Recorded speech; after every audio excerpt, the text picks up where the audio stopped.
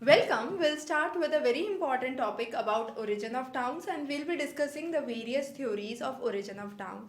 Today we will be discussing the theory of Lewis Mumford, and this is one of the major theories and a major addition to your new syllabus. So make sure that you are covering these topics carefully. We'll be sailing through all the important topics that are newly added to your syllabus.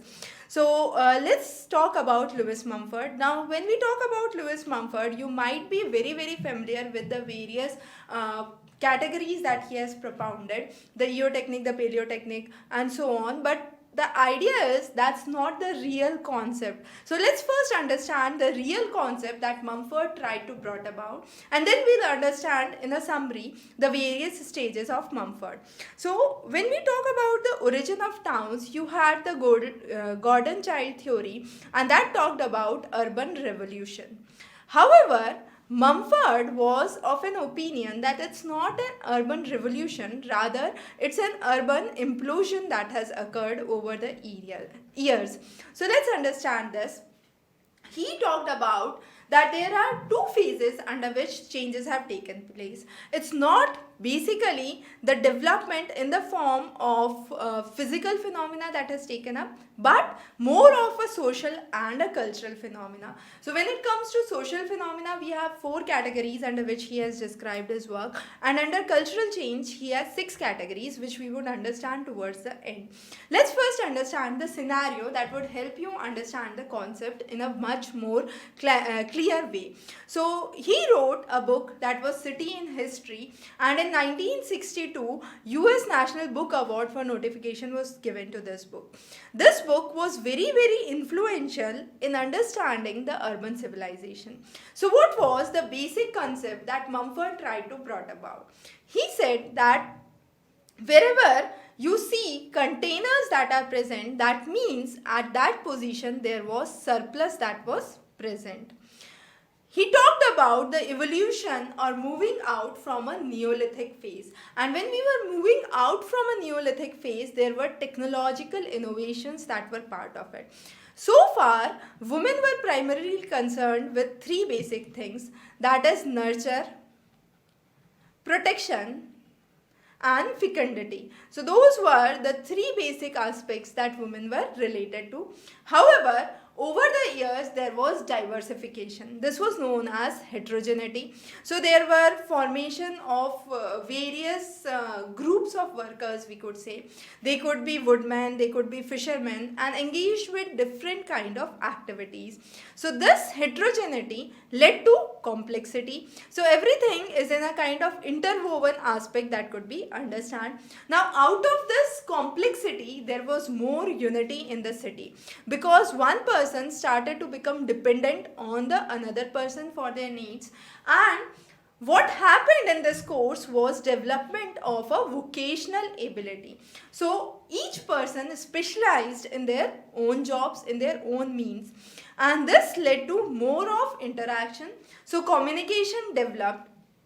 Now this communication mobilized the people, and this mobilization was mainly between agriculture and industry. So that was a main idea of mobilization at that time, and this led to more of written records, more of legal records, universities, archives, libraries, and this ultimately led to development of what is known as civilization. Now what Mumford tried to brought about was the idea of implosion. So what was the implication of this urban revolution, this Neolithic change that had taken place, was something that Mumford was trying to bring about. He said what is actually happening. People are moving from a rural area to an urban area. Now, when they are moving on to the urban area, the population here is increasing, and the dependence on what we are getting from the rural area is food. So, the dependence on the food is increasing.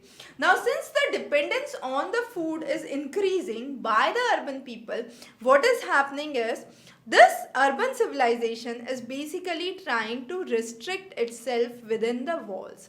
So you have a kind of city development that is taking place, and this is what is known as implosion. That means the community is getting mobilized, but this mobilization is within the walls.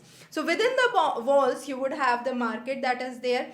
The rich or the affordable affluential persons would live towards the center of the city, and those who could not would live onto the edges or the periphery of the city. Over the years, this developed into a political system with kingship that came into place. So king had its supreme power. So political structure started to develop. You had the archaeological evidences from Egypt and Mesopotamia that talked about the presence of kingship model, the king who stood at the center of the city, and all this population which was in the urban area was highly dependent on the rural area. So initially what they tried to do was they tried to develop more of villages within the confined walls that were there, but slowly and gradually this could not work around. So as we would study in the stages of Mumford's classification that has been given. So all this was basically a core idea to understand the implosion was very prominent during that time. Now based on the social change, as we said, there were four concepts that were given.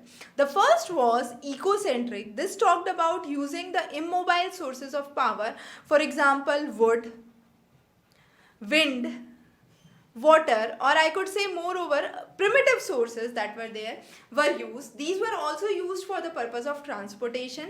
West European towns were more confined with these ecotechnic models. Later on you had the paleotechnic aspects which talked about use of coal. Now coal was an important basis for development of iron and steel industries. So iron and steel or basic industries started to develop during that time. Under the new technique model, what came up was technological innovations. So you had a lot of development in the field of technology. Internal combustion engines, electric power came up, but this led to start up with the problems related to accumulation of population at a place. So there was traffic congestion problems, problem of urban sprawl coming up, and finally the last phase was biotechnic, and this was the phase where cities realized that if this continues, the cities would become unmanageable, and therefore what is needed is environment protection, conservation of environment and preservation of environment. So cities started to focus about the greenery and the green aspects. So this was a social change in the lifestyle. On the other hand, he gave another model where he talked about the cultural change. Under cultural change, he first talked about Eopolis. So Eopolis is a rising village. So village community getting a thrust with polis, which is a small market town that has developed as a result of the development of Eopolis. Metropolis is much larger city with specializations, vast spread of influence that could be seen. Megalopolis was a city dominated with wealth. So city has grown so much that it's now dominated with wealth, but this wealth has brought about crimes. So urban crime becoming a part of Traianopolis, and finally the necropolis or the city of dead, where you have the environmental problems that have cropped up, famine, degradation of the land, overcrowding. Those were some of the major culprits that have led to decline of the city. So his model of implosion basically explained how cities have changed over the period, and this has been a very important concept, important theory. The two other theories that we have already covered are very important as part of new syllabus. So you can just follow the links below for details. Have a wonderful day ahead.